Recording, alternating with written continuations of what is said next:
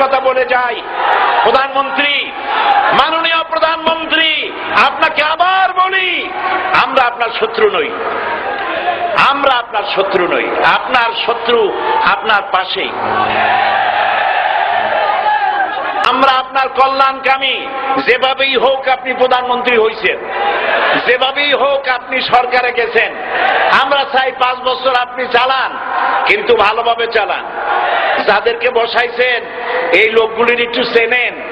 এই লোকগুলি হচ্ছে তারা যারা আপনার পিতা স্বাধীনতার স্থপতি প্রেসিডেন্ট মরহুম শেখ মুজিবুর রহমান, যার জনপ্রিয়তা ছিল আকাশচুম্বী, সে আকাশচুম্বী জনপ্রিয়তা থেকে মাটির সাথে ধসিয়ে দিল কারা?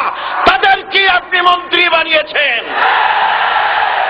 আপনার পিতার যে দশা তারা করেছিল, এরাও আপনার সেই দশা করে ছাড়বে।